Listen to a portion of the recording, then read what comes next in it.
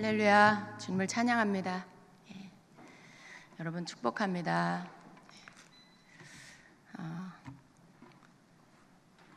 깨어나 계시죠? 잠들어 계시지 않으시죠? 예. 우리가 육으로도 깨어 있어야 되지만 지금 이 시간 예배 시간에 우리 영은 항상 깨어 있어야 합니다. 우리가 깨어 있으라고 해서 잠도 안 자고 계속 깨어 있어야 한다는 그 말씀이 아니에요. 성경에 너희가 깨어 있어라 라는 그 말씀은 영혼이 깨어 있으라고, 정신을 차리고 있어라, 근신하고 있어라, 주님을 놓치지 말고 있어라, 그런 말씀이죠. 때를 아는 자가 되라, 이런 말씀이죠. 근데 우리가 육으로, 예배 시간에는 육으로 깨어 있어야 합니다. 잠들지 마시고 깨어 있으세요. 우리 주님께서 오늘 말씀 가운데 주시는 그 메시지가 저는 또 너무나 귀한 말씀이라는 생각이 듭니다. 우리에게 정말 너희가 나를 구하느냐, 나를 더 알기 원하느냐라고 이렇게 물으시면서 해주시는 말씀이 정말 그러한 자, 주님을 더 알기 원하고 주님을 더 얻기를 원하는 그런 자로 깨어있다라면 그 사람은 절대로 세상에 물들지 않을 것이다 라는 말씀이죠. 여러분, 세상이 재밌습니까? 세상에 있는 것들이 좋습니까? 사람이 좋습니까? 물론 우리가 세상에 살고 있고요, 또 더불어 사람들과 함께 살고 있어요. 그런데 우리의 마음의 중심은 항상 우리 주님보다 더 다른 것을 좋아하면 안 됩니다. 이때는 더 그래요. 주님, 우리 하나님보다 더 사랑하는 것이 있어서는 안 됩니다. 나도 모르게 세상에 있는 것을 쫓아가서 마음을 뺏겨서 막 그것을 막 쫓아가고 있는 그런 사람이 되어서는 안 됩니다. 세상 사람이 다 그래도 여러분 그러면 안 돼요. 우리 주임절교회 성도님들은 그러면 안 돼요. 왜냐하면 하나님께서 우리 주임절교회에게 주신 사명이 있다라고 하십니다. 그것은 교회마다 다 사명이 있어요. 각 사람이 부르심의 사명이 있는 것처럼 교회도 각 교회의 사명이 있습니다. 주임제교회 사명은 마지막 때를 준비하는 교회예요. 신부를 단장시키는 교회고요, 때를 준비하는 그런 교회입니다. 그래서 여러분, 교회의 사명이라는 게 그냥 당지 담임 목사님의 사명인가요? 그렇지 않지요. 교회의 사명은 그 성도의 사명이에요. 부르심을 받은 여러분 모두도 교회의 사명과 동일하게 이 마지막 때를 준비한 성도가 되어야 합니다. 그래서 정말 세상에 물들지 않고 마지막 때를 깨어서 준비하고 그 누구보다도, 그 어느 때보다도 더 주님을 사랑해서 더 주님을 알고자 하고 더 주님을 얻고자 하는 그러한 믿음의 사람들이 되어야 합니다. 그러면서 주님이 주시는 말씀이 다니엘을 언급하셨어요. 여러분, 다니엘 잘 아시죠? 다니엘은 다니엘 하면 여러분 떠오르는 게 뭐예요? 지혜로운 자, 또 때에 대한 계시를 받은 자죠. 근데 주님이 다니엘의 때가 지금 우리 이 다니엘이 그때 깨어서 어떻게 됐어요? 마지막 때에 대한 계시를 받았어요. 마지막 때, 그러니까 이 다니엘서가 구약의 계시록이라고 할 수 있죠. 그 계시를 받은 거죠. 그런데 우리가 지금 살고 있는 이때가 다니엘이 살고 있는 그러한 영적인 그러한 때와 같다라고 하세요. 다니엘이 바벨론에 있었습니다. 여러분, 바벨론이 영적으로 의미하는 게 뭔지 아시죠? 이 세상적인 것들, 그러한 것들이 이 바벨론이다라고 말해요.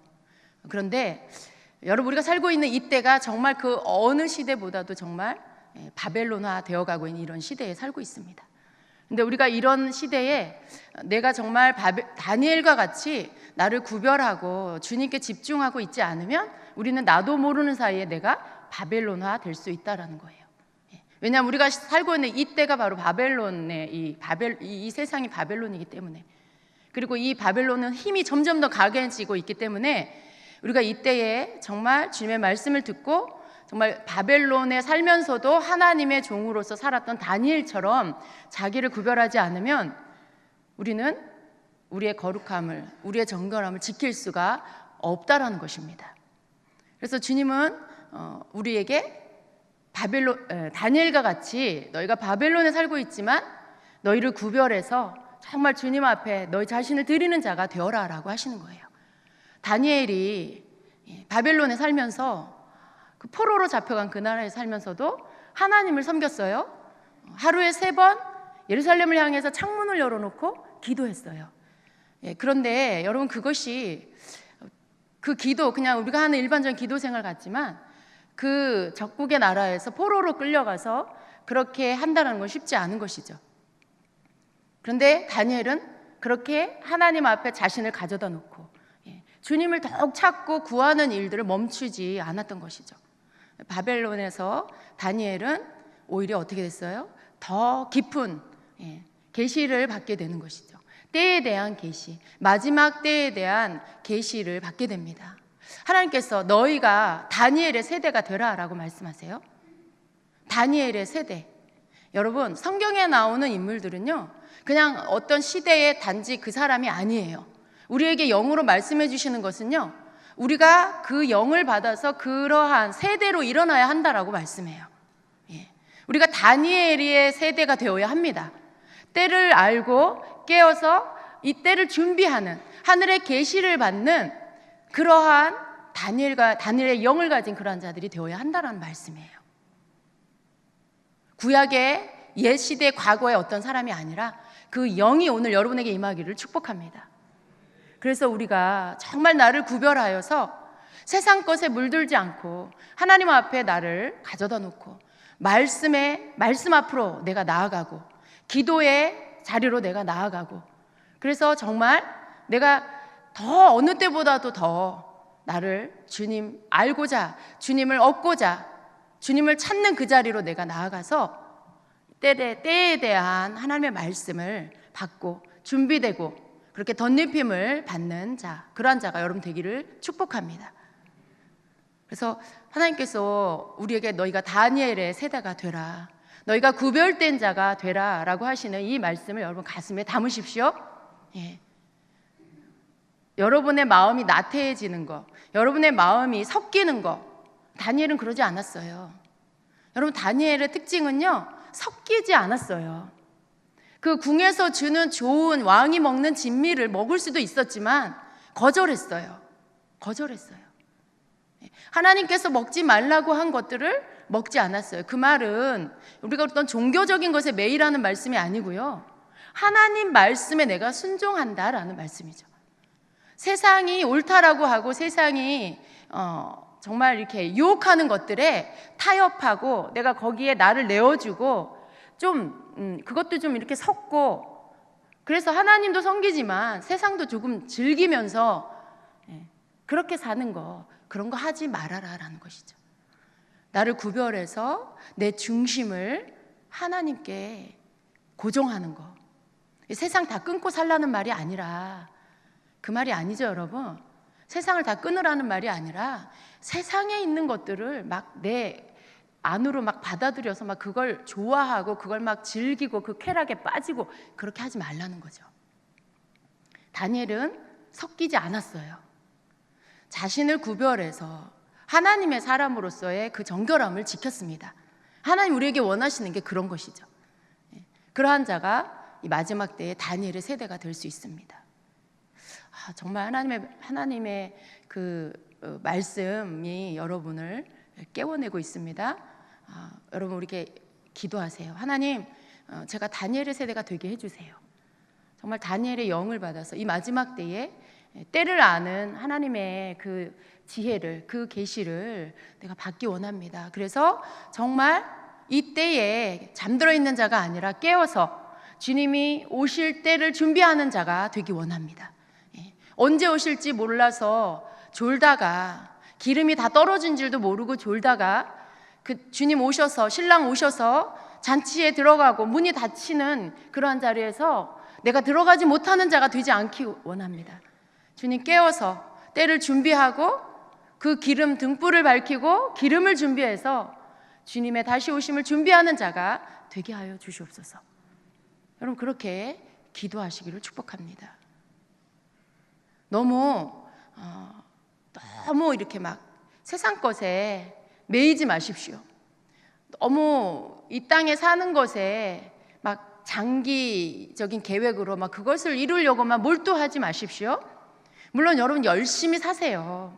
열심히 사시는데 여러분의 삶의 모든 앞으로의 시간들을 주님 앞에 맡기고 어떻게 하면 내가 하나님을 기쁘시게 할까?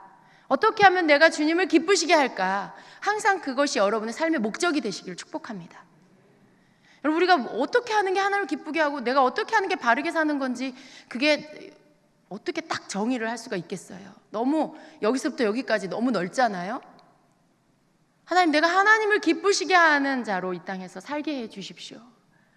하나님, 내가 내 삶에서 어떻게 하는 게 하나님을 기쁘시게 하는 건지 정확하게 그것이 무엇인지 딱 정의를 내릴 수 없지만, 그러나 성령께서 나를 이끌어 주셔서 내가 정말 주님을 기쁘시게 하는 하나님 그러한 삶을 날마다 살아갈 수 있도록 이끌어 주시옵소서라는 그 고백, 그 기도가 여러분에게 있어야 되겠습니다. 다니엘은 우리가 성경에서 보면 너무나 크고 특별한 사람처럼 보이지만, 그러나 하나님은 오늘 이때에 다니엘이 우리에게 있어서 특별한 사람, 시대적인 인물, 우리가 단지 그렇게 봐야 할 사람이 아니라는 것을 우리에게 알려주시는 거예요. 너희가 다니엘이 되어야 한다. 너희가 이때의 다니엘이 되어야 한다라고 말씀하고 있어요. 다니엘과 같이 구별된 자, 다니엘과 같이 세상에 물들지 않는 자, 하나님을 신실하게 섬기는 자, 다른 것과 타협하지 않는 자, 그리고 깨어서 하나님 앞에 시간을 보내는 그러한 자, 그럴 때 우리가 다니엘이 될 수 있습니다. 하나님의 때를 알아서 그 계시를 받는 여러분 되십시오. 주님의 다시 오심을 준비하는 다니엘은 이 마지막 때에 대한 계시를 받았어요. 우리는 어때요? 이 마지막 때를 살고 있어요. 다니엘이 예언했던 그 때를 우리는 살고 있어요. 그러니까 우리는 다니엘보다 더 무장이 되어야 합니다. 우리는 단지 계시만 받는 자가 아니라 그렇게 사는 자가 되어야 돼요. 그렇게 무장된 자가 되어야 하는 것입니다. 여러분 모두 그렇게 되시기를 축복합니다. 아멘. 오늘 말씀은 에베소서 5장 13절 14절입니다. 에베소서 5장 13절 14절 같이 한 목소리 읽겠습니다. 그러나 책망을 받는 모든 것은 빛으로 말미암아 드러나나니 드러나는 것마다 빛이니라. 그러므로 이를 잠자는 자여 깨어서 죽은 자들 가운데서 일어나라. 그리스도께서 너에게 비추시리라 하셨느니라. 아멘. 제가 13절을 킹제임스 버전으로 다시 한번 읽어드리겠습니다. 그러나 책망을 받는 모든 것은 빛으로 말미암아 밝히 드러나게 되나니 무엇이든지 밝히 드러나게 하는 것은 다 빛이니라. 아멘.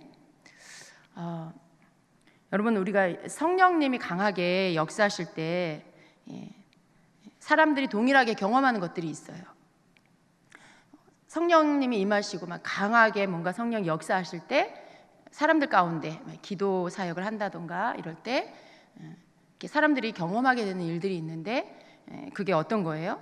어떤 주님의 터치하심 가운데 빛이 임하고, 그리고 그 빛이 임하는 가운데 어두움이 드러나고, 그래서 그 어두움이 떠나고, 그러는 어떤 그 과정 가운데 사람들이 울기도 하고 뭐 쓰러지기도 하고 막 어떤 순간적인 고통을 느끼기도 하고 막 슬픈 감정이 일어나기도 하고 막 그런 것들을 경험하게 됩니다. 여러분도 그런 경험들을 해보셨을 거예요.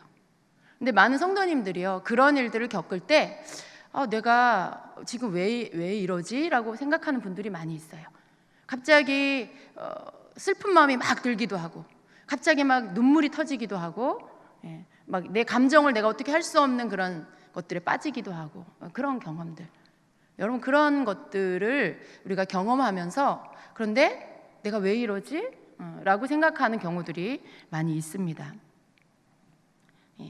근데 이러한 일들은 왜 일어나냐면 빛이 비추었기 때문에 일어나는 거예요. 우리에게 주님의 빛이 비추면 그 빛은요, 모든 어두움을 다 소멸시킵니다. 주님이 우리에게 비추시면 우리 안에 있는 어두움들이 다 드러나서 소멸이 됩니다. 떠나가게 됩니다. 그래서 그 어두움이 드러나는 현상이 울기도 하고 고통을 느끼기도 하고 슬픈 마음이 들기도 하고 여러 가지 막 그런 어둠에 속하는 아픔들, 숨어있던 것들이 이렇게 드러나게 되는 것이죠. 그래서 여러분, 제가 오늘 여러분에게 드리려고 하는 말씀은요, 우리가 지난 수련회 때 우리가 수련회 기간 중에 기도받고 이렇게 하면서 여러 가지 것들을 여러분들이 이렇게 경험을 하게 됐어요. 근데 제가 기도를 해드리면서 느껴진 게 뭐냐면, 기도를 받는 가운데 일어나는 빛이 비추어서 성령이 역사하셔서 일어나는 어떤 이러한 일들에 대해서 성도님들이 너무 모르는 게 너무 많다라는 것들을 알게 됐어요. 내가 왜 우는지, 내가 이런 마음이 왜 드는지, 그리고 내가 왜 지금 막 진동이 일어나는지, 소리를 지르는지, 이런 것들에 대해서 자기가 하고 있으면서도 자기가 왜 그런지 아직 잘 모르거나 혹은 어렴풋이 아는, 그리고 또 그러한 모습들을 볼 때 왜 그러지? 이렇게 그런 것들이 많이 있다라는 것을 제가 보게 됐어요. 근데 여러분, 그 시간은 굉장히 축복의 시간이에요. 왜냐하면 어둠이 떠나는 시간이기 때문에 그래요. 여러분, 우리가 막 예배드리고 사역하고 하는데 막 조용해, 너무 조용해, 엄숙해, 아무 일도 안 일어나. 그게 좋은 예배가 아니에요. 그게 좋은 어떤 이 사역의 현장이 아니라 막 그런 일들이 일어나야 돼요. 막 울부짖는 소리, 막 또 웃는 소리, 또 우는 소리, 막 기쁨의 소리, 막 그런 것들, 막 사람들이 뭔가가 막 변화가 일어나서 내면에서 막 변화가 일어나서 꿈틀거리는 이런 현상들, 사실 그런 게 있어야 돼요. 그게 일어나는 것의 이유는요, 지금 이 사람이 치유를 받고 있는 것이고 이 사람이 지금 변화를 받고 있기 때문에 일어나는 현상들이에요. 그래서 그런 일들이 일어나면 여러분은 이렇게 생각하셔야 돼요. 이거 왜 그러지? 여기 이상하다. 여기 이상한 곳인가 봐. 이게 아니라 지금 성령님이 역사하고 계시는구나. 지금 성령님이 일하고 계시는구나. 지금 사람들이 치유받고 있구나. 이렇게 여러분이 인식을 하셔야 돼요. 그래야 여러분이 이렇게 성령님이 하시는 일에 함께 동참할 수 있고요. 그리고 더 큰 역사들이 일어나게 되는 것입니다. 그래서 이번 집회 가운데 어떤 그러한 일들이 일어나는 가운데 이 사람들 가운데 숨어있던 어두움들이 이렇게 드러나는 모습을 보게 됐어요. 우리는 겉으로 우리 주변의 성도님들을 보면 아무렇지 않아 보여요. 아주 멀쩡해 보이고, 저 사람 참 신실하고 저 사람 참 신앙이 좋구나, 막 이렇게 보게 되죠. 그런데 여러분, 우리가 겉으로 보여지는 그 모습이 교회를 잘 다니고 있고 신앙이 좋다라고 해서 그 사람 안에 어둠이 하나도 없냐, 그 사람의 어떤 상처가 없냐, 그렇지가 않습니다. 겉으로는 보이지 않아요. 그러나 그 내면 안에는 자신만의 상처가 있고요, 또 어떤 그 어두움들이 있을 수가 있습니다. 우리 내면의 이 상처와 아픔들은요, 바깥으로 보여지는 게 아니에요. 이 육체는 어떻습니까? 우리가 팔이 부러진다거나 다리를 다친다거나 하면 이게 보여요. 눈에 보여요. 저 사람 지금 팔이 아프구나, 다리가 아프구나. 혹은 이 질병이 생기면 어때요? 병원에 가서 진단을 받으면 그 병명이 나오죠. 그래서 알 수가 있어요. 그러나 이 내면에 우리의 어떤 감정의 상처라든가 이런 부분들은요, 그것이 딱 드러나지가 않아서 그 사람이 무슨 병이 들었는지 어디가 아픈지 잘 겉으로는 알 수가 없다라는 것이죠. 근데 그러한 숨어있는 어떤 상처들이, 특별히 이렇게 우리가 살아오면서 경험하게 되어지는 감정의 상처들, 그것들이 언제 드러나냐면 성령님이 역사하시고 빛이 임할 때, 그때 드러나서 알게 되는 것입니다. 근데 사람들은요, 대부분 다 상처가 있어요. 왜냐하면 우리가 엄마 뱃속에서부터 태어나서 자라고 어른이 되고 이 지금까지 살아오는 과정 가운데 이 모양 저 모양의 상처들을 받게 돼요. 특별히 감정의 상처를 제일 많이 받는 것 같아요. 그러다 보니까 상처가 없는 사람은, 내면에 아픔이 없는 사람은 아무도 없습니다. 예. 태아에서부터 상처를 받는다는 걸 여러분 아셔야 돼요. 뱃속에, 엄마 뱃속에 있을 때 뭐 예를 들어 원치 않는 임신을 했다든가, 아니면 막 아들을 기다리는데 얘가 딸이야. 그래서 막 뱃속에 있는데 밖에서 막 자기를 원하지 않는 그런 말. 여러분 애기 이 뱃속에서 다 듣는다고 합니다. 예. 그리고 우리의 영은요 다 알아요. 다 들어요. 그 안으로 흡수가 됩니다. 그리고 태어나서도 또 얼마나 어린 시절에 그 환경에 의해서 상처를 많이 받습니까? 예. 어떤 그런 좋은 부모님 밑에서 내가 태어나지 못하면 그 부모님이 가진 상처로 인해서 그 자녀는 또 상처를 받아요. 예. 사랑을 받지 못하고 인정을 받지 못하고 계속해서 어떤 그 두려움을 또 이 거절감을 받게 됩니다. 충분한 사랑을 공급받지 못하고 충분한 보호를 받지 못하고 뭔가 그 어린 시절부터 내몰림을 당하는, 거절을 당하는 그런 경험들을 할 수가 있어요. 그리고 막 또 폭력을 당할 수도 있죠. 언어 폭력을 당하기도 하고 구타를 당하는 이런 가정도 있죠. 더 심한 것들도 있어요. 근데 이러한 각자가 겪는 이러한 모든 일들이요, 그냥 과거의 시간으로 지나가서 그냥 그것이 없어지느냐, 그게 아닙니다. 그 안에, 그 사람의 내면 안에 그 경험되어진 것들에 받은 충격과 감정의 상처들, 이것들이 다 쌓이게 돼 있어요. 그래서 그 안에 억울함이 쌓이고 분노가 쌓이고 막 증오심이 생기고 또 막 어떤 슬픈 감정, 거절감, 뭐 이런 것들, 두려움, 이런 것들이 그 안에 다 쌓이게 되죠. 여러분 그것이 시간이 지나고 점점점 나이를 먹으면서 어떻게 돼요? 그냥 이렇게 굳어지게 되는 거죠. 아, 옛날에 그런 일이 있었어 라고 이렇게 생각되는 거죠. 다 잊어버린 일같이 여겨지는 것이죠. 그런데 아닙니다. 그냥 그 안에 있어요. 그 안에 있어서 그 사람이 생활을 하고 살아가는 과정 안에서 그 받았던 상처들이 계속 영향을 줍니다. 알 수 없는 두려움, 알 수 없는 어떤 그런 이 나도 모르게 일어나는 분노. 여러분 이런 감정의 어떤 조절이 잘 안 되는 이런 것들 왜 그럴까요? 자기 속에 있는 상처 때문에 그래요. 자신이 이전에 과거에 받았던 트라우마 때문에 그런 일들이 일어납니다. 한 예로 보면 이런 거예요. 어떤 내가 무슨 상처가 있는지 잘 알지 못하지만 어떤 현상들, 특별히 감정적인 부분에 있어서 내가 너무 지나치게 반응을 한다라고 하면 거의 100% 상처로 인한 것인 때가 있습니다. 그렇습니다.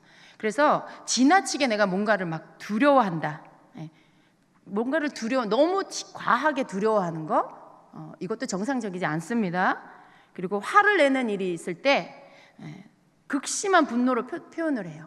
화가 나는데 객관적으로 볼 때 그렇게까지 화낼 일은 아닌데만 너무 과하게 화를 낸다, 막 분노를 터뜨린다, 그러한 모습들. 그리고 혹은 이렇게 감정이 너무 굳어버려서 감정을 잘 못 느껴요. 그래서 지나치게 너무 과묵하거나 너무 냉정한 모습, 무감각한, 감정에 너무 무감각한 모습, 이것도 뭔가 내면 안에 문제가 있는 것이죠. 또 사람들과 관계에서 대체적으로 어떻게 해요? 사람을 자꾸 내가 억압해. 내가 사람을 좀 억압하는 그런 태도가 있다거나 혹은 반대로 지나치게 사람을 의존해. 여러분 그런 것들도 상처가 있다라는 증거입니다. 또 특별히 이렇게 다른 사람을 의존하는 이런 성향이 있는 사람들은요, 좀 그 안에 자기중심적인 그런 어린아이 같은 모습이 있어요. 그래서 사람들이 다 자기에게 집중하기를 바라고요, 또 자기 비위를 맞춰줄 때 행복을 느껴요. 자기한테 다 관심을 가져주고 자기 비위를 맞추고 자기한테 맞춰줄 때 그때 행복을 느껴요. 그때 안정을 느껴요. 근데 여러분 이것도 정상적이지 않습니다. 그리고 자아상이 건강하지 못하거나 혹은 열등감을 갖고 있는 사람은 대체적으로 다른 사람에 대해서 굉장히 비판적이에요. 그리고 열등감이 심한 경우에 너무 지나치게 부끄러움을 타기도 하고요, 혹은 반대로 자기를 이렇게 좀 내세우려고 하는 것들이 있어요. 그게 단지 교만이 아니라 그 안에 있는 어떤 열등감의 상처로 인한 것들 때문에 그렇습니다. 또 욕심을 부리면서까지 인정받으려고 한다거나 관심을 얻으려고 하는 거, 이런 것들.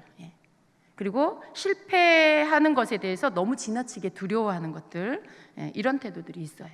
건강하지 못한 자아, 또 열등감이 있을 때 그렇습니다. 또 지나치게 너무 비관적인, 그리고 너무 비관적이어서 항상 부정적인 그런 말을 하고 그런 태도를 갖는 사람, 그래서 우울함과 강박관념 속에 살 때가 많고, 심지어는 어떻게 해요? 자살 충동을 느낀다거나, 그런 사람들, 이런 모든 모습들이요, 왜 그럴까요? 상처가 있어서 그렇다는 거죠. 그 안에 트라우마가 있어서 그렇다는 것입니다. 이거 외에도 아주 다양한 어떤 태도들이 있을 수 있어요. 어떤 것이 되었든지 이렇게 밝고 따뜻한 어떤 그러한 것이 아니라면 그 안에 분명히 건강하지 못한 어떤 감정이 숨어 있다라는 것입니다. 그런데 여러분, 우리가 주의할 것은 뭐냐면, 이러한 어떤 트라우마가 우리 안에 있으면 그것이 그냥 내 상처, 내 아픔으로만 끝나면 괜찮은데, 문제는 뭐냐면 이 악한 영이 사람 안에 있는 이 상처를 굉장히 좋아해요. 굉장히 자기가 좋아하는 메뉴예요. 그래서 마귀는 뭘 먹고 삽니까? 뱀은 뭘 먹고 삽니까? 하나님 너 뭐 먹으라 그랬죠? 너는 종신토록? 너는 흙을 먹고 살 거다. 근데 그 흙이 뭐예요? 사람이 흙으로 지어졌죠. 사실 이게 영어로 풀면 이 사람의 영혼을 먹는 거예요. 근데 마귀는요, 사람을, 그 영혼을 먹어요. 잡아먹고, 그리고 지옥에 끌고 가는 게 목적이에요. 근데 이 마귀가 제일 좋아하는 메뉴가 뭐냐면, 이 사람의 영혼 안에 있는, 이 속에 있는, 혼 안에 있는 상처, 그게 마귀가 아주 좋아하는 메뉴예요. 왜냐하면 그 상처가 많은 사람일수록, 그 내면 안에 트라우마가 많은 사람일수록 자기가 먹기에 너무 좋은 사람이거든. 자기가 이렇게 취하기에 너무 좋은 사람이거든. 그래서 문제는 뭐냐면, 그냥 우리가 그냥 내 아픔으로 끝나면 괜찮은데, 내 안에 이것이 있을 때 마귀가 나를 찾아온다라는 거죠. 악한 영이 내 안에 있는 상처를 먹고 살려고 나에게 찾아오게 된다라는 거예요. 그게 문제인 거예요. 그래서 우리가 주의를 해야 한다는 것입니다. 기도 사역을 할 때 사람들 가운데 그런 상처들이 드러나고, 그런 어떤 가지고 있었던 감정의 상처들이 드러나서 그 빛 가운데 비춰지면서 그것들이 치유되는 이유가 뭘까요? 하나님은요, 당신의 백성들을 치유하기를 원하세요. 그 아픔 속에 항상 악한 영에게 뭔가를 빼앗기면서 살기를 원치 않으세요. 그래서 빛을 비추셔서 그것들을 치유하시고 걷어내시기를 원하시죠. 그래서 우리가 수련의 기간 동안에 이러한 어떤 기도 사역 가운데 하나님께서 그런 일들을 우리에게 해주셨습니다. 여러분 안에도 이러한 것도 있을 수 있어요. 그렇죠? 근데 또 중요한 건 뭐냐 하면, 우선 내가 내 안에 그런 게 있다는 걸 알아야 합니다. 근데 많은 분들이요, 자기 안에 어떤 상처가 있는지 잘 몰라요. 그냥 자기가 지금 나타나는, 자기 삶 안에 나타나지는 모습이 내가 원래 이래, 내 성격이 이래, 우리 엄마가 이랬어, 이게 내가 타고난 어떤 성격이라고 생각하고 그냥 살아요. 그런데 아닙니다. 대부분 상처로 인해서 만들어진 그런, 이렇게 왜곡되어진 그러한 자아상을 가지고 있어서 그런 거예요. 첫째는 내가 그걸 알아야 한다는 것이죠.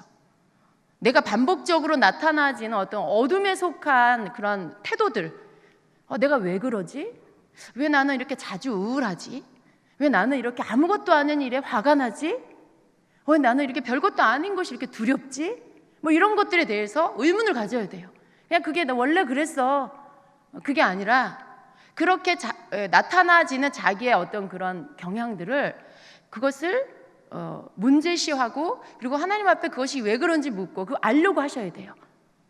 그럴 때 여러분 안에 있는 문제가 뭔지, 내가 받은 상처가 뭔지, 또 내가 치유받아야 할 부분이 무엇인지를 알 수 있게 되는 것입니다.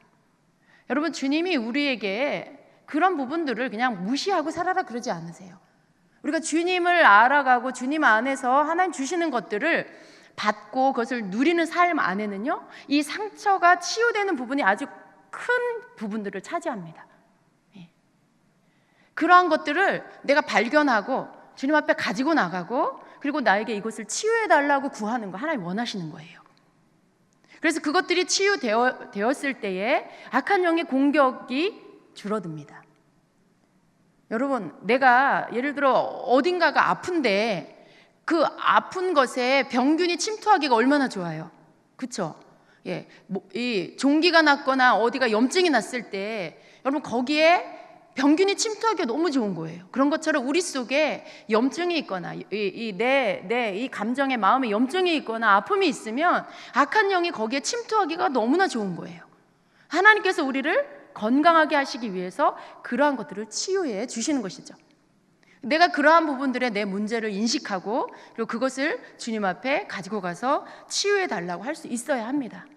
특별히 우리가 이렇게 어떤 기도 사역을 받고 이럴 때 그런 빛이, 주님의 빛이 임해서 우리 속에, 여러분 속에 있는 이런 상처와 아픔들, 어둠에 속하는 것들이 드러날 때 적극적으로 주님 앞에 여러분이 반응하셔야 된다는 거예요. 내가 왜 이러지? 나 창피해서 어떻게 그냥 벌떡 일어나가지고 아무렇지도 않은 듯, 눈물 싹 닦고 아무렇지도 않은, 나는 이런 사람이 아니에요. 난 깨끗하고 나는 행복한 사람이에요. 호호호. 여러분 그러지 마시라는 거예요. 그 얼마나 바보 같은 짓인지 몰라요. 항상 기회가 오는 게 아니에요. 주님이 여러분을 이렇게 이끌어 가실 때 치유하기로 작정하신 때가 있어요. 그 자리에 불러주시고 그 자리에서 역사하실 때 터치하시죠. 그러면 어떻게 해요? 쓰러지기도 하고 눈물이 터지기도 해요. 그러면 주님이 지금 고치시는 거잖아요.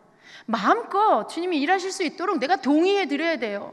그 감정이 일어났어요? 그 감정을 주님께 고백하면서 주님, 그래요. 내가 그때 그렇게 아팠어요. 주님, 내가 지금 그 마음이 내 안에 있어요. 주님, 나 치유해 주세요. 적극적으로 나를 이렇게 내어드리면서 주님이 나를 수술하실 수 있도록 그 빛을 비춰서 그 어둠이 숨은 게 다 드러나서 다 소멸될 수 있도록 나를 이렇게 막 내어드려야 돼요. 울면 좀 어때요? 소리 좀 지르면 어때요? 그게 뭐 어떻다는 거예요? 다른 사람 다 부러워해요. 좋겠다. 주님이 지금 만지시는구나.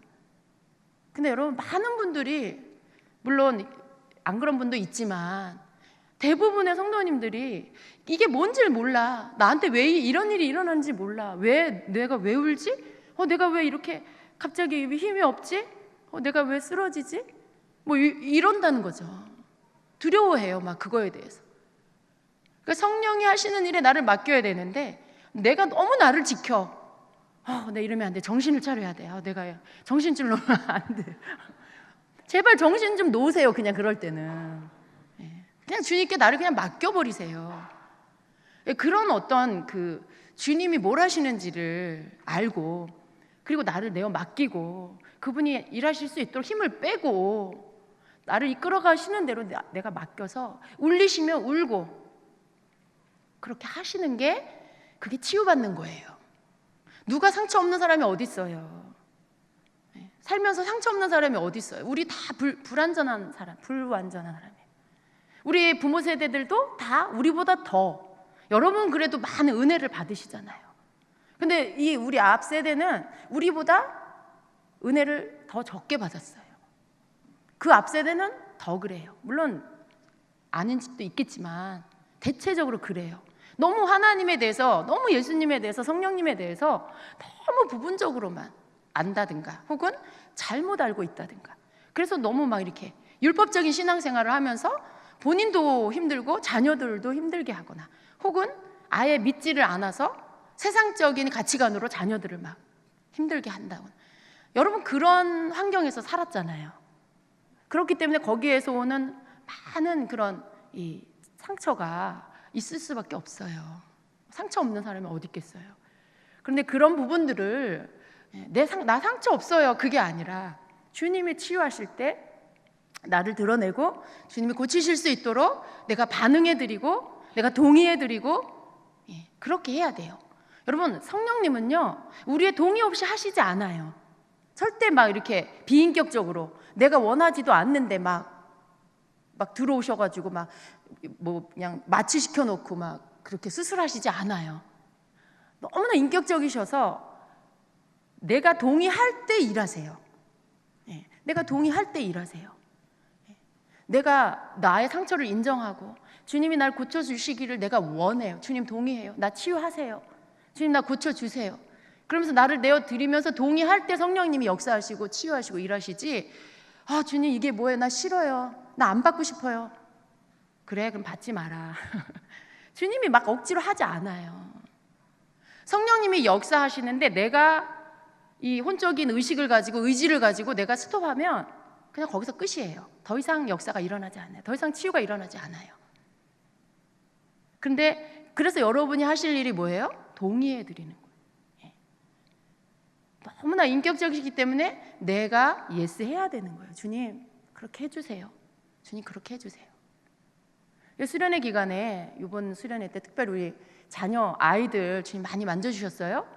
둘째 날 낮에 어떤 아이가 저한테 와서 그래요. 목사님, 제가 이렇게 기도만, 사람들이 함께 막 통성으로 기도하면 갑자기 머리가 막 아파요. 그리고 막 뭐라고, 머리가 아프고, 그리고 사람들이 막 너무 뒤에서 사람들이 자기를 쳐다보는 것 같고 너무 의식이 되고, 막 그리고 또 강사 목사님이 어떤 특정 단어를 쓰면 몸에 소름이 막 끼친대요. 그러니까 제가 딱 들어볼 때 이게 악한 영이 하는 거더라고요. 이게 뭔가 얘가 영향을 받고 있는 그런 것을 알게 됐어요. 그리고 또 그 후의 시간에 낮예배 집회 끝나기 전에 이제 그 얘기를 들었는데, 낮집회 끝나고 또 어떤 아이가 오더니 저한테 또 그 얘기를 해요. 목사님, 자기 친구가 갑자기 통성으로 막 기도를 하는데 옆에서 막 울기 시작하면서 자기한테 그랬대요. 자기 죽고 싶다고. 자기 막 죽고 싶고, 그리고 막 집에 있었으면 자기가 어떻게 했을 거라고. 자기가 죽고 싶은 그 마음을 누를 수가 없어서 자기가 행동으로 어떻게 했을 거라고 그 얘기를 해주더라고요. 목사님 어떻게 해야 돼요? 막 그래요. 근데 제가 그 얘기를 듣고 주님께서 아이들 가운데 있는 영적 상태, 아이들이 영향받고 있는 어둠의 영의 실체들을 지금 듣게 하시는구나, 알게 하시는구나. 동시에 하나님이 아이들을 치유하시려고 하는구나. 그걸 제가 이렇게 감지를 하고 기도했어요. 하나님, 이번 수련회 때 이제 아이들 치유해 주시라고, 그리고 어떻게 제가 뭘 해야 될지 알려달라고 기도했어요. 근데 그날 저녁에, 둘째 날 저녁에 또 이재인 선교사님이 말씀 전해주시고, 그 어떤 가정 공동체 안에서 막 깨어진 것들, 부모와 자녀 세대 간에 깨어진 것들, 막 이런 것들을 막 치유하고 회복시키는 그런 선포 기도를 해주셨어요. 그러면서 부모와 자녀 세대 가운데 관계가 서먹했던 것들, 서로 마음이 이렇게 멀어졌던 것들, 그런 것들이 다 이렇게 회복이 되는 시간들. 어떤 엄마가 그러더라고요. 아이하고 굉장히 사이가 안 좋았는데 그날 이제 맨 마지막에 아픈 곳에 손을 얹고 기도하는 그런 시간이 있었는데, 자기 아이가 자기 어깨에다 손을 얹고 기도를 해주더라는 거예요. 근데 치유되고 안 되고를 떠나서 그 아이가 자기를 위해서 기도해 주는 것 자체에 감동을 받았대요. 너무 감사했대요. 그러면서 이렇게 뭔가가 막 풀어진 거예요. 마음에 막 서로 얽히고 묶여있던 것들이 풀어지면서 뭔가 주님이 일하시기 시작했어요. 근데 끝나고 나서 이제 개인 기도 사역에 들어갔을 때 아이들 이제 기도하는데 아이들에게 막 이제 빛이 비춰지는 것들을 제가 보게 됐습니다. 그래서 그 안에 막 숨은 것들이 막 드러나고요. 그 안에 있는 정체가 뭔지를 성령이 막 알게 해주셨어요. 그래서 이제 기도를 이렇게 해주면서, 사역을 해주면서 그때 영분별 안에서 알게 해주시는 것들을 가지고 이제 계속 고백해라, 그리고 용서해라, 막 이렇게 선포해라, 막 이런 것들을 가르쳐 줬는데요. 제가 보니까 이 문제가 단지 우리 청소년 아이들만이 아니라 어른들에게도 동일하게 필요한 부분이더라는 거예요. 어떻게 해야 될지를 모르는 거, 그거 여러분 이제 아시고요, 반응하시는데, 제가 이렇게 기도해 주면서 느낀 게 아주 오래된 그런 상처들, 그리고 그 받은 강도가 센 것들, 너무 많은 충격을 받았거나 오랜 시간 동안 상처를 받았거나, 그러면 치유의 과정 안에 이런 게 있더라고요. 어떤 사람은요, 기도하면서 빛이 비춰져, 성령이 역사하시면 빛이 비춰지면서 눈물이 터지거나 그러면서 그게 드러나면서 그것이 치유되는 그런 정도의 치유가 있어요. 그런데 어떤 치유는 빛이 임해서 쓰러졌는데 그 안에 있는 어둠의 영이 드러나는 거예요. 그러니까 상처만 있는 게 아니라 상처를 먹고 사는 악한 영이 거기에 누르고 있는, 억압하고 있는 것들이 있다는 거죠. 그것은 그냥 단지 이렇게 기도만 해서 해결이 되는 게 아니라 그 안에 해야 될 것들이 있어요. 먼저는 자기 속에 있는 그런 감정들에 대한 고백이 필요해요. 자기 속에 주님, 제 안에 이 분노가 있었습니다. 미움이 있습니다. 주님, 제 안에 그 사람에 대해서 제가 증오했습니다. 이런 것들을 고백하고 그 다음 어떻게 해야 돼요? 내가 이제 용서합니다. 여러분, 그냥 용서를 선포하는 거예요. 그 사람이 잘해서가 아니에요. 그 사람이 뭘 잘하고 그 사람이 옳고 내가 틀려서 그게 아니라 그 사람이 잘못했을지라도 지금 주님이 나를 치유하시는데 내 속에 내가 용서하지 않음으로 인해서 내 안에 분노와 이 미움을 여전히 갖고 있음으로 인해서 거기에 악한 영이 그걸 자기 먹이로 삼아서 나에게 영향을 주고 있다는 걸 인식하고 내가 이 부분의 치유를 받기 위해서, 자유하기 위해서 내가 용서를 선포해야 한다는 거예요. 지금 제가 용서합니다. 제가 이제 이 미워하고 증오했던 것들, 내가 이 안에 가지고 있던 분노들을 주님 앞에 고백합니다. 그리고 내가 용서합니다. 그렇게 용서를 선포하고 그 다음에 어떻게 될까요? 그 다음에 예수 이름으로 내 안에 있는 분노의 영아 떠나갈지어다. 이 증오의 영아 떠나갈지어다. 그러면서 이 악한 영, 내 속에 가지고 있던 감정을 먹고 살던 것들, 더러운 것을 먹고 살던 것들을 향해서 예수 이름으로 떠나갈지어다. 이렇게 선포하는 거죠. 이러한 것들이 필요한 단계가 있어요. 이미 너무 오랫동안 가지고 있으면 이게 병이 깊어지는 것처럼 거기에 악한 영이 영향력을 행사하고 있다라는 거예요. 제가 사역을 하면서 실제적으로 이러한 것들을 경험하게 됩니다. 그래서 여러분이 인식해야 될 것은 뭐냐? 혹 여러분이 치유를 받게 되거나 이렇게 기도 사역 가운데 여러분 속에 있는 감정들이 이 빛 가운데 드러나게 됐을 때 여러분이 이런 반응들을 하셔야 돼요. 그것은 물론 기도해 주는 사역자가 해줄 수도 있지만 내 안에 적극적으로 그렇게 알고 그리고 그것들을 할 수 있는 자가 돼야 합니다. 그래서 이러한 부분들에 여러분이 이렇게 쫓아내고, 여러분 이러한, 예를 들어 어떤 사람이 그러한 이 기도를 받는다, 혹은 그러한 사람이 나다, 여러분 이것은요 무슨 비판을 받는다거나 판단받을 일이 아니에요.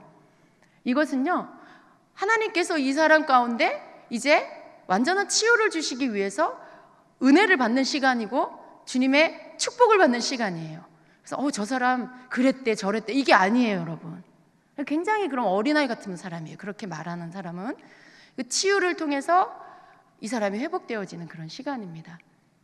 그리고 누구에게나 다 그런 것들이 있을 수 있다는 걸 우리가 알고, 주님 나도 치유해 주세요. 주님 내 안에 있는 어두움도 다 뽑아내 주세요. 내 안에 있는 상처도 치유해 주세요 라고 나를 적극적으로 내어드릴 수가 있어야 한다는 것이죠. 여러분, 제가 우리 주임제교회 성도님들을 보면 좀 저는 그래 모르겠어요. 우리 교회 성도님이라서가 아니라 저는 참 우리 성도님들은 늘 이렇게 은혜를 사모하고 그리고 그것을 추구하면서 나아가는 그런 분들이다. 항상 그런 마음이 들어요. 그래 감사해요, 주님께. 주님께 감사해요. 예전에 제가 이렇게 경험했던 교회들 가운데 보면 교회 안에도 많은 문제들이 있잖아요. 막 수근수근거리고 남 헐뜯고 뭐 이렇게 하고, 그리고 사랑으로 감싸는 게 아니라 자꾸 분리되고 당을 이루고 막 분열되고 이런 것들, 그런 것들이 교회 안에 많이 있어요. 근데 제가 믿기로는 우리 교회에서는 그런 게 거의 없다. 물론 완전히 없을 수는 없겠지만 그래도 거의 없다라고 그렇게 제가 봅니다. 그래서 너무 감사해요. 근데 주님은요 그냥 어느 수준에서 여러분을 두시지 않아요. 너 이제 되었다 이렇게 두시지 않아요. 여러분을 계속 더 다듬어 가시고 더 온전케 하시고 더 성장시켜 가세요. 그 과정 안에 계속 성장한다는 게 뭐예요? 더 다듬으신다는 게 뭐예요? 여러분 안에 있는 이러한 어떤 이 놓쳐지는 것들 계속 마치 이게 항아리에 금이 가면 은혜를 붓고 부어도 어떻게 다 새나가잖아요. 근데 그런 것들을 다 메꾸어서 그 항아리에 은혜가 가득 차도록, 여러분 내면 안에 하나님의 은혜가 가득 차도록, 그래서 안과 밖이 다 예수님 닮은 사람이 되도록 만드는 게 하나님 목적이에요.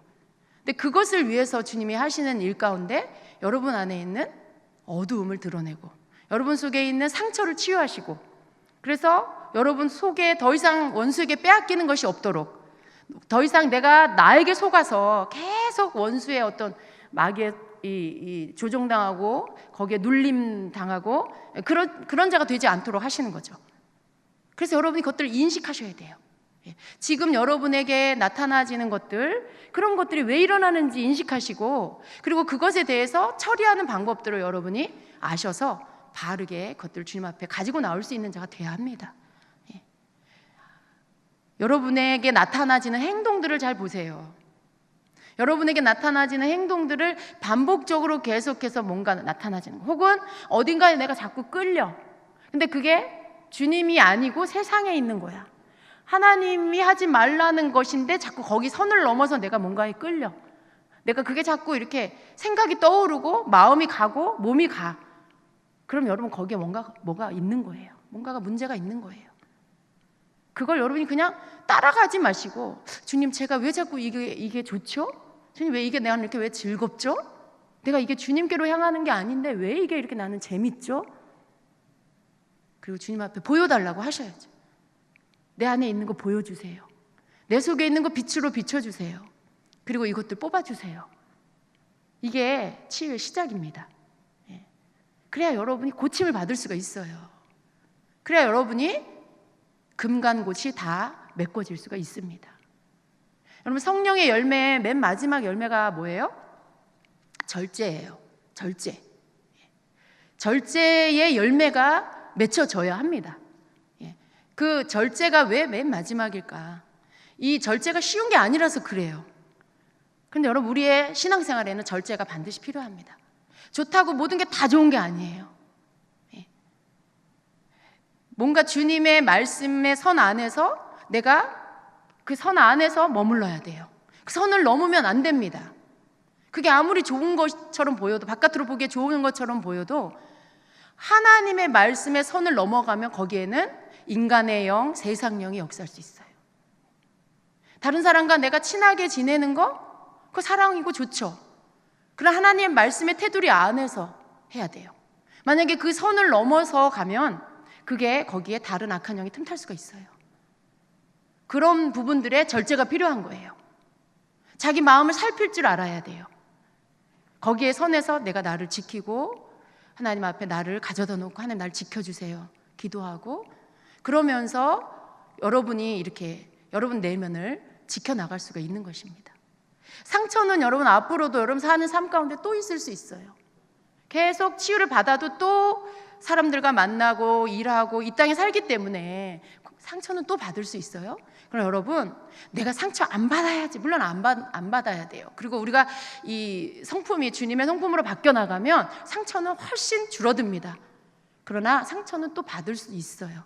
그 상처를 주님께 치유받는 법을 배우시고요, 그 적극적으로 주님 앞에 내어놓고 고침을 받는 법을 배우세요. 즉각적으로 치유받고 주님 앞에 나를 숨기지 않고 빛 가운데 나를 드러내고, 내가 주님 앞에 책망받는 것을 두려워하지 않고, 그래서 내가 거기에서 고침을 받는 그러한 자가 되어야 하는 것입니다. 그래서 여러분 이렇게 기도하셔야 돼요. 주여 나를 빛으로 비추어 주옵소서. 내 안에 숨은 죄가 없게 하옵소서. 나를 고쳐 주시옵소서. 빛을 비추어 주시옵소서. 내 안에 정직한 영, 새 영, 새 마음을 부어 주시옵소서. 이런 여러분 기도. 내가 나를 막 이렇게 꽁꽁 감싸는 게 아니라, 주님의 빛을 내게 비춰주세요. 말씀으로 나를 비춰주세요. 내 속에 하나님 앞에 숨기는 죄가 없게 해주세요. 나도 모르게 내가 속는 것이 없게 해주세요.